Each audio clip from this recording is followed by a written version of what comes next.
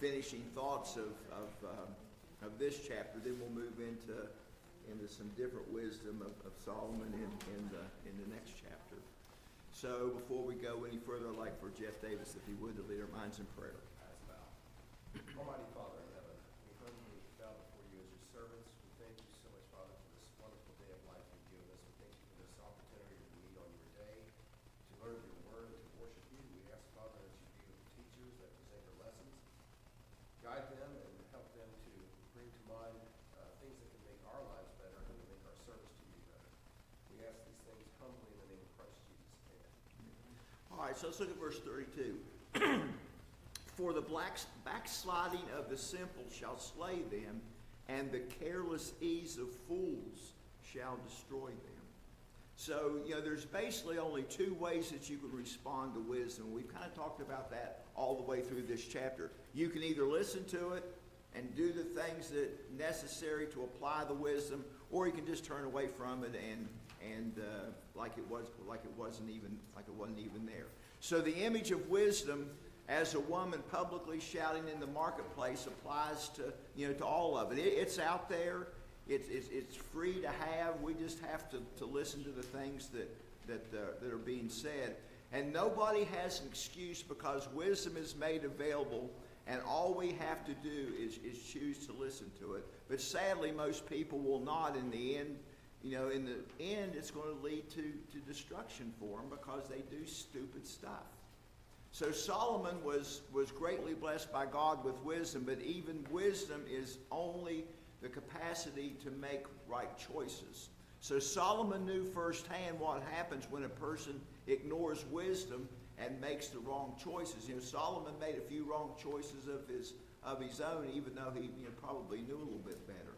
And of course, in the book of Ecclesiastes is his description of some of his painful discoveries that he learned from not applying the wisdom that he had. So despite all the wealth and pleasure, Solomon found going his way instead of God's way to be vanity and to be meaningless in the end. And the famous verse in Ecclesiastes about all things being vanity other than God. So there's no eternal significance in sinful desires and foolish ways. It's only going to end into destruction.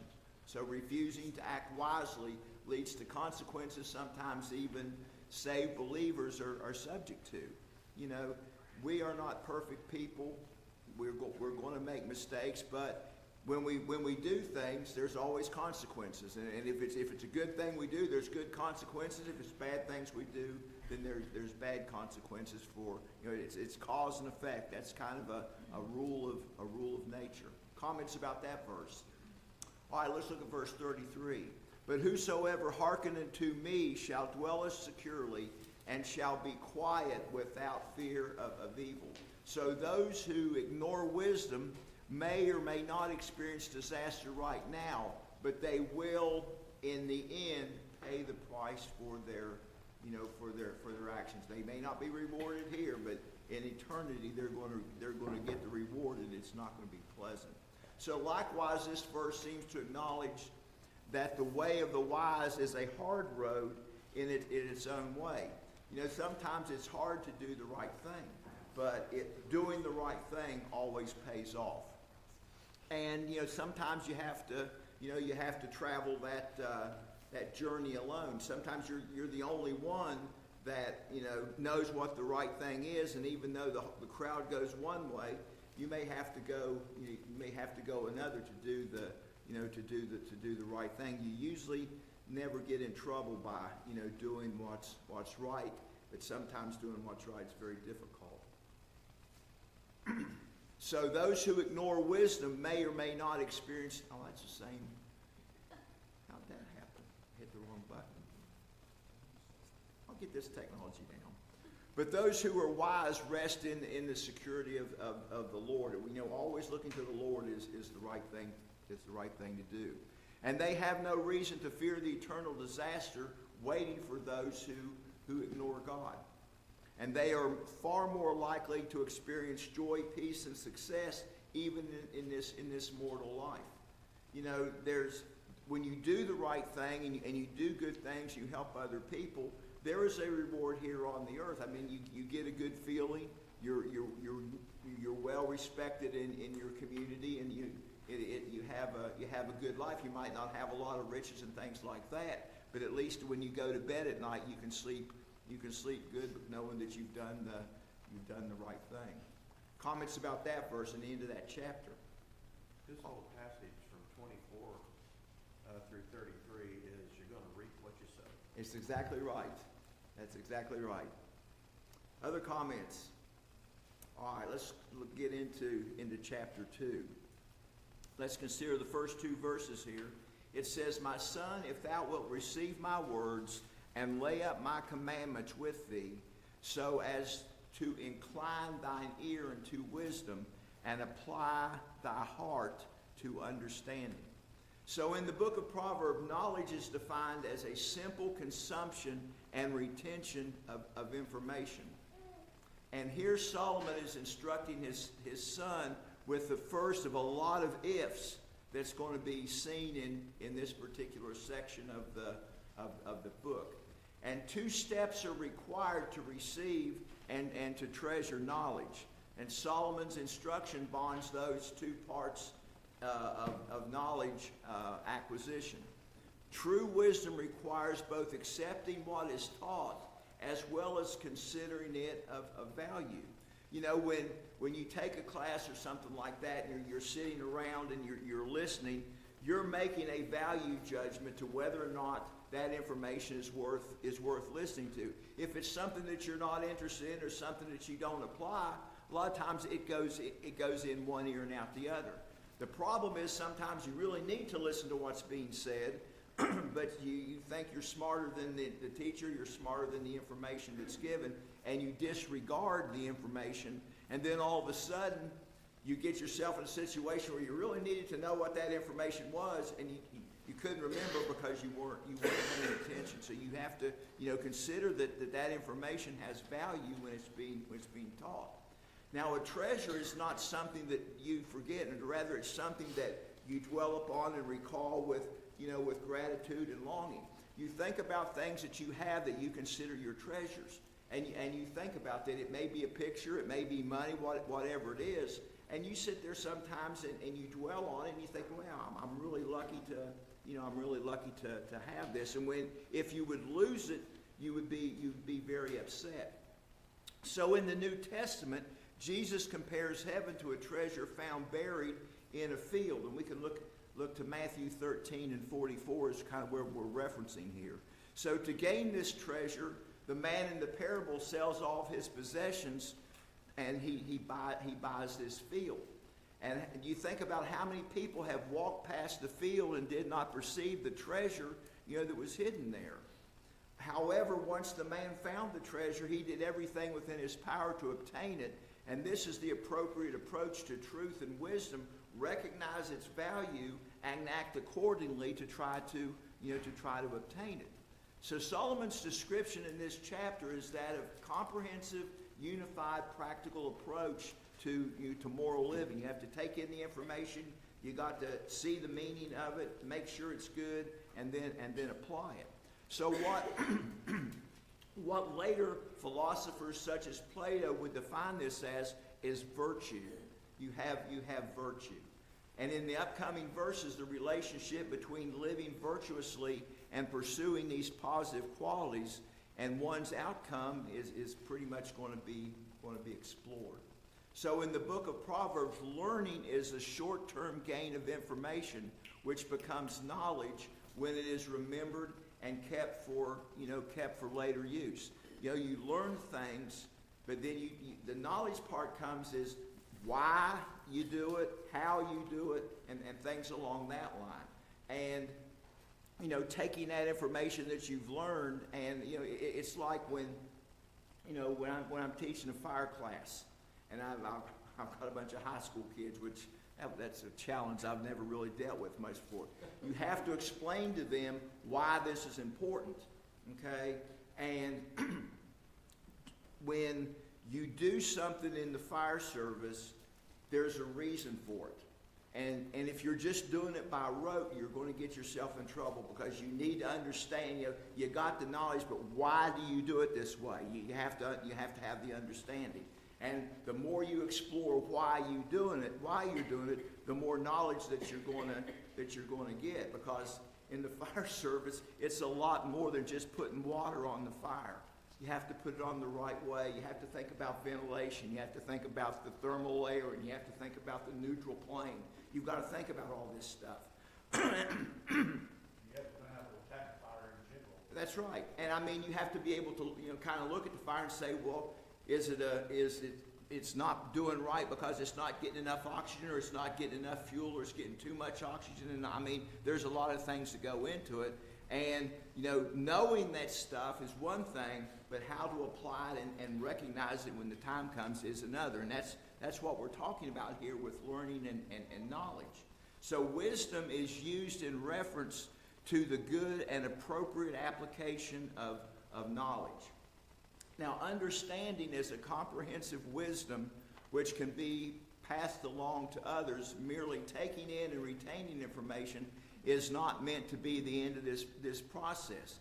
You need to have this comprehensive understanding, and to the point where you can pass this wisdom and understanding on to other people.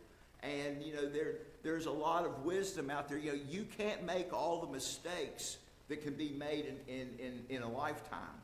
So one of the things you have to kind of do is depend on listening to other people, listening to their experiences, and learn from the mistakes that they made, so that you don't make the same mistakes. And that's what Solomon is talking about here.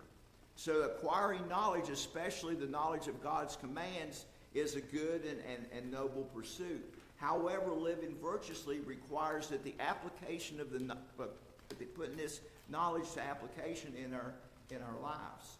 Now, in Matthew 13, 45 and 46 is another one of Jesus' analogies of heaven. And it says, again, the kingdom of heaven is likened to a man that is a merchant seeking goodly pearls. Having found one pearl of great price, he went and sold all that he had and bought it. So in this parable, the merchant was looking for valuable pearls, not just pearls that are out there. He's looking for that special, valuable pearl.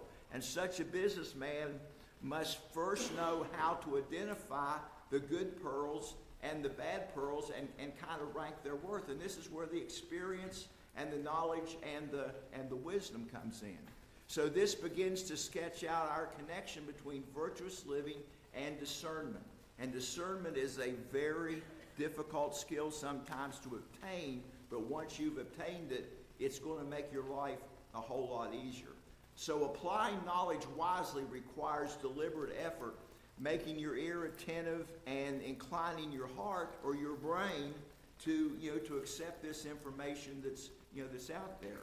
So those who purposely pursue virtuous living by seeking wisdom and understanding, they develop this quality of discernment. They can look in there, look deep into it, and break it down and understand what's going on.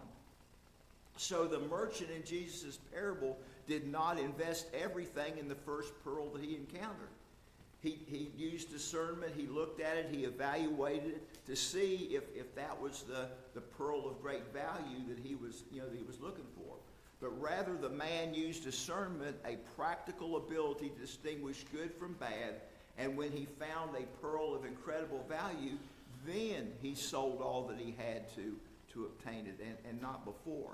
And rather than investing his life in something of mediocre quality, discernment allowed him to make the most of his resources and get something of great value. Comments about those two verses? All right, let's move on to verses 3 and 4. Yea, if thou cry after discernment, and lift up thy voice for understanding, if thou seek her as silver, and search for her as a hidden treasure. Now remember, the her that we're talking about here goes back to the first chapter, talking about that woman who's being wisdom being personified. So the mastery of knowledge, including the ability to pass that knowledge along, is what the book of Proverbs calls understanding. And understanding is the culmination of the learning process and can only be accomplished after knowledge is retained and wisely applied. And that's one of the key things there, being wisely applied. So according to verse 2 of the virtuous living is seeking the ability to pass on knowledge to the next generation. And that's really important, especially in the church, that the knowledge from one generation is passed to the next. And, you think about the past and all of the great leaders and the Bible scholars that we've had here in this congregation, and they were passing that knowledge that they had because, once they were gone, the knowledge that they had was lost. And they tried to pass it on to us so that we could apply it to our lives to be just as good as scholars and Christians as they were. So this verse is Solomon's second if statement.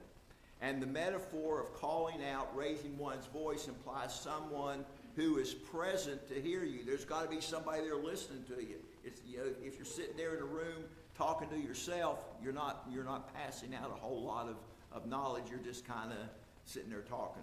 So there are two sides to this effort. The person who calls out in an effort to seek insight and the information they receive is ultimately beneficial to others. So the long-term goal is to bring others up in discernment and understanding. You teach the people to do that, and you nurture them and kind of mentor these people along. And again, we see parables to the idea in the parables of Jesus. In Matthew 13, 47 through 50 contains an example of fish that are caught in a net. And then you're going to sort the fish out, the good fish from the bad fish. And this can only be done through discernment by the one who has mastered a certain level of skill in his profession. So, here's somebody that is a real fisherman. They know what different fish are, other than maybe a bluegill. That's my fishing ability. I know what a bluegill is.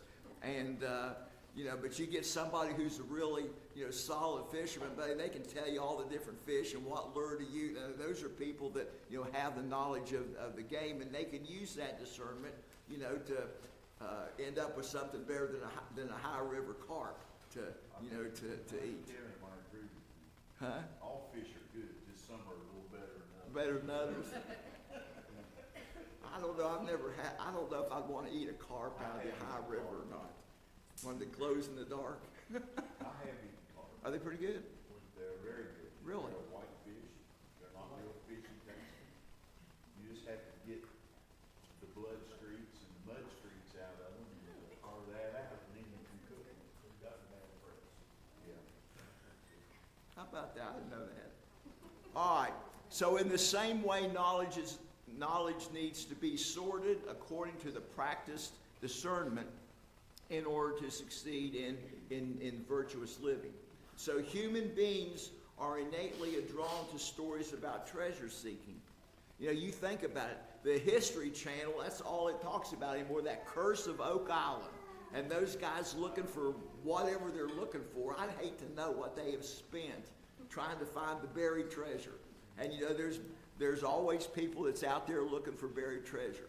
It may be in the ocean, it may be in, wherever. Captain Hook's buried treasure, got a treasure map, something like that. It's just something that, we're kind of drawn to. And, I'm guilty of that. I'll sit there and watch it, know good and well by the end of the show they're not going to find it. That's right, But, people do that. The guy that lives next door to us, he goes out in the field all the time looking for stuff. And I've been amazed at some of the stuff he's found out there in the field. After all that thing's been plowed up, and all that stuff. But he finds stuff out there all the time. So, you just never know. People who seek wealth or power are far more sympathetic when their quest is ultimately meant to help others and not merely to help themselves. And that's true. And if you watch the movie Gettysburg and that speech that Jonathan Lawrence Chamberlain made in that movie, talking about how they weren't fighting that battle to conquer for land and things like that. They were fighting it to make people free. And if you think about it, our country, when we fight battles, we don't fight battles to obtain land. All the great battles that we have fought have been either to make people free, and all we've pretty much asked for the deal is some place to bury our dead. That's pretty insightful, And it gives you a good feeling when you use the abilities that you have to benefit other people and not doing it for selfish motive, doing the right thing. So in the same way, knowledge needs to be sorted according, went the wrong way again. The sense of honor for those who seek valuables on behalf of others is meant to underline this part of Proverbs here in chapter 2. And seeking wisdom is honorable, and just seeking treasure on behalf of others is honorable. Working for others and helping other people, that's something that's honorable. So the verse here presents the third if statement of this section. And in context, virtuous living requires actively seeking understanding as if it were a valuable treasure that's hidden. Up at the old Huntington East High School, at the old trade school, I believe there was this thing that's here, knowledge is virtuous, and it's something like that on the thing. And you drive by and you see something like that, and having knowledge and using it for a good cause is a virtuous thing. I think it says knowledge is an estate, is I think what it says. But anyway, understanding is wisdom which a person has mastered enough to pass it along to others. And Solomon's pleas to seek understanding places it in the same category as our beloved noble treasure seekers who are out there. And the quest doesn't exist merely for personal gain, rather it extends to the growth and development of those that we care for, passing this knowledge along. So there's a personal and immediate value to this education. However, the greater worth is in what such understanding can do for those we love, defend, and teach. Comments about those verses? All right, let's move on then to verse 5. Then shalt thou understand the fear of Jehovah and find the knowledge of God. So the key passage in the book of Proverbs we talked about back in chapter 1, verse 7. And there Solomon indicates that true knowledge begins with respect for God, and those who turn from instruction are foolish. So the then statement found here in verse 5 gives a greater depth to the meaning of that concept. And understanding is the mastery of a subject. And the subject explained in the verse is fear of the Lord. And in Proverbs 1 and 7, we learn to put God first, to honor and give respect to the Lord's priority over merely gaining knowledge for knowledge's sake. And in ancient philosophy, virtues were set as a fundamental characteristic exhibited by moral men.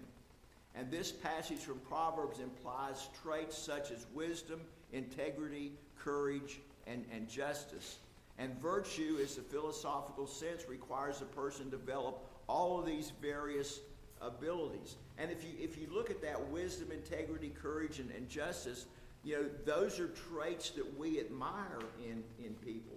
And people who have those traits are, kind of raised to the top, and a lot of times they become the leaders. And if you want to become a leader, there are 4 things right there that are traits that you want to try to develop. So the then statement featured in this verse concludes the prior if statements, leading us toward a full circle of understanding of virtuous living. And these steps can be arranged in a logical, natural sequence for personal application. First, you give priority to the fear of the Lord, and that's the foundation pretty much of all of this. Have the respect for the Lord, understand the fact that the Lord has all the knowledge there, and that the wisdom is going to come from the Lord. Fear the Lord and keep his commandments. Do what? Fear the Lord and keep his commandments. Then acquire knowledge that glorifies God. Then learn to live virtuously. And then finally, you will fully understand what it means to fear, respect, and honor the Lord. And you know, the more you study the Bible, the more that you're going to be able to acquire, you know, these skills, because you know the Bible is a manual for how to live a virtuous life.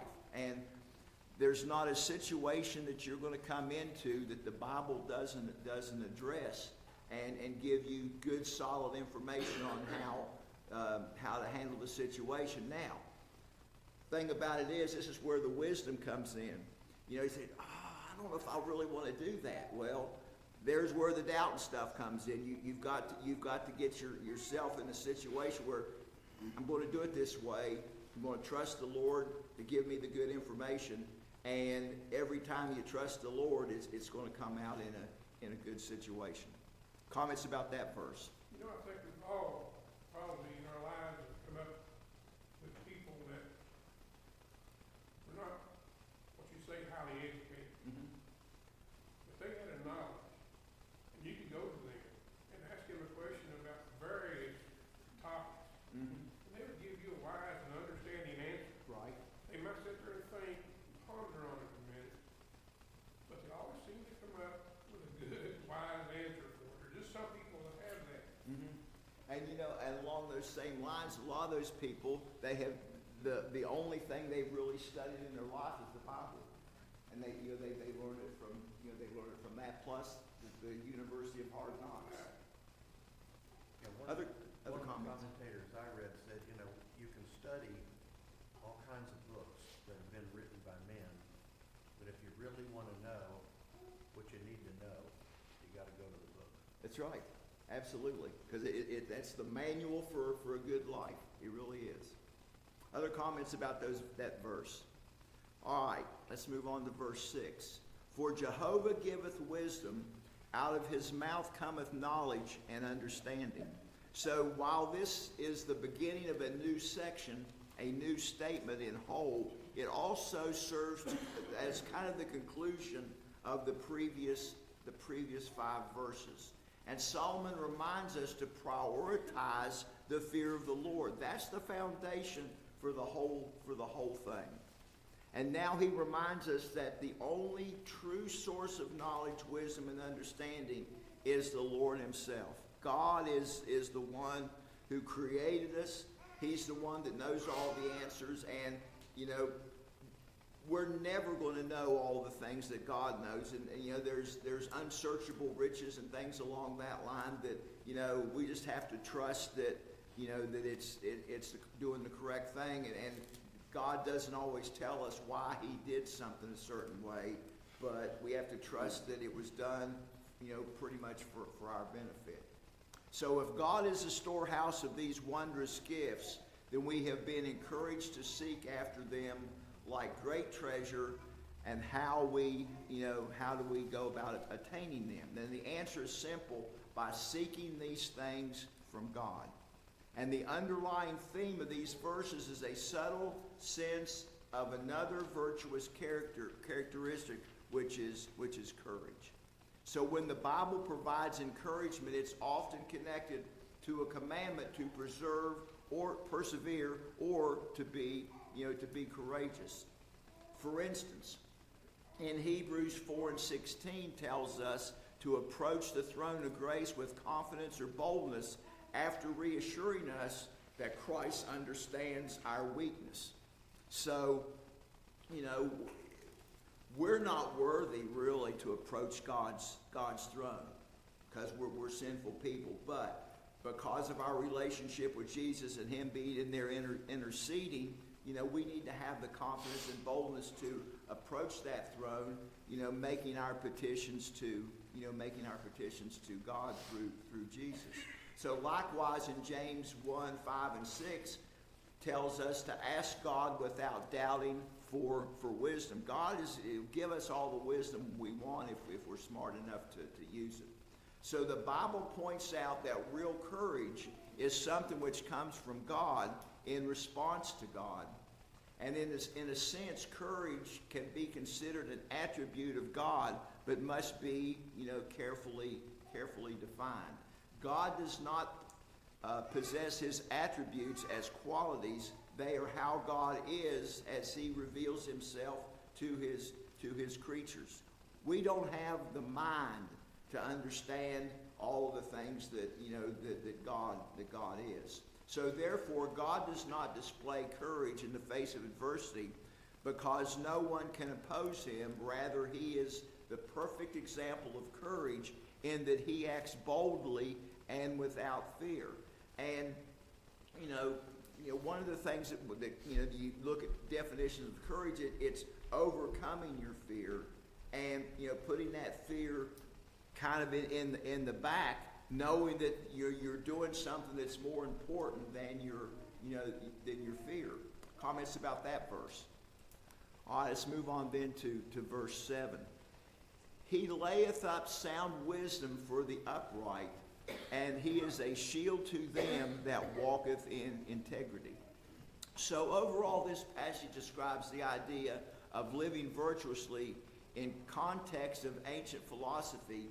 This means pursuing certain attributes such as wisdom, justice, integrity, and courage. And the end result of virtuous living a virtuous life is given in part in this verse, is that those who walk with integrity can count on God to act as their shield. God is going to be on our side. And if God's on our side, we're not going to have to worry about anything, but we have to fulfill our part of the bargain for God to be, on our side. Now, the Hebrew terms translated shield here is magi, which refers to as a defender, and was sometimes used in reference to the scaly kind of hide of the crocodile. And the image is of something which provides a sense of personal security or safety. And this passage also ties together the ideas of virtuous living and discernment. And discernment can be seen in a well-practiced trait of wisdom, remembering that in Proverbs, wisdom is the proper application of knowledge. So simply knowing the facts in one's mind is not enough to see good results. There are people out there that they can give you fact after fact after fact, and they have no idea how to apply the information. And that's where the wisdom comes in, and that's the problem, with following somebody like that doesn't understand how to apply the things that they know. So we need to apply what we know. We need to apply it the right way, and we need to apply it at the right time. And this is where the wisdom and knowledge comes in. This is easier said than done, and it can require a good dose of courage. And this passage gives us confidence that God is on the side of those who do just those things. Comments about that verse? All right, let's move on to verse 8. That he may guard the path of justice and preserve the way of his saints. So verses 6 and 7 provide the reason to be confident when we seek wisdom and understanding from God. And those who will find he has plenty of both to offer, and will act as a shield to protect us. And sometimes he even protects us against ourselves. And that's sometimes we do stuff that we need to get protected from. So this is related to the concept of living virtuously, which in the ancient philosophy means pursuing several key traits. Verse 7 in particular grounds our sense of courage and trust, and this kind of reassurance is meant to be encouraging, and literally that which gives others courage. So if we're doing the right thing and people are following us, it gives them confidence for them to do the right thing also. And if you think about battles and stuff like that, one of the things that the military prizes is leaders who lead from the front. And, a leader who leads from the front, when you go over the hill, they're the one who is leading. And, that leadership inspires the other people, to do the same thing. Well, if this guy can do it, I can do it too. And this is kind of what Solomon is talking about here. So here in verse 8 concludes by giving additional examples of why we can be courageous in pursuing the wisdom of the Lord. And the two words used in this verse, which are translated as guard, watch over, or preserve, are from the Hebrew words of Nasar and Shamar. And these literally mean to keep a watchful guard or to keep protectively. So no one can stand against God if He is our keeper. Two, we have the ability to live courageously because He's out there to protect us. So this verse also uses the term justice, another key virtue featured in ancient philosophy. Wisdom is the proper application of knowledge, and it results in justice when we act as God wills. This requires both faith and courage, which ultimately only confidence in God can supply. So the upcoming verse will give more details on the meaning of justice in the book of Proverbs, which is verse 9. It says, "Then shalt thou understand righteousness and justice and equality, yea, every good path." So the context in chapter 2 is virtuous living, meaning an all-encompassing pursuit of certain godly traits. And the understanding lies this passage includes 4 virtues, which is wisdom, courage, integrity, and justice, which are not completely individual traits. They all kind of work together. And they are not meant to be built in sequence on top of each other. Sometimes the order gets mixed up a little bit, but they exist proportionally to one another. So the first section of chapter 2, we are encouraged to increase in wisdom. The second section discusses our reason for confidence in pursuing God's truth, resulting in an increase in our courage. And this verse represents the second then statement in this chapter, and exploration of how we can increase in justice. So 3 words are used here to describe the subject in this section: righteousness, justice, and equity. And righteousness describes a natural or moral rightness. Justice or judgment is the legal pronouncement of a judicial verdict, and it has to be based on some kind of law. You just can't go, you have to have a reason or a basis to have a judicial or legal type of justice. Equity is an attitude of agreement or rectitude, and these 3 terms reinforce one another, giving us a fuller description of what justice truly is. Justice is a virtue, and all 3 of these pretty much in unity. And when you look at the qualities that you would want somebody to have as a judge, these are the things that you would want that judge to have. Comments about that verse? All right, let's move on to verse 10. Well, we won't move on to verse 10. So, Bill, you can pick up there with verse 10 next week. All righty.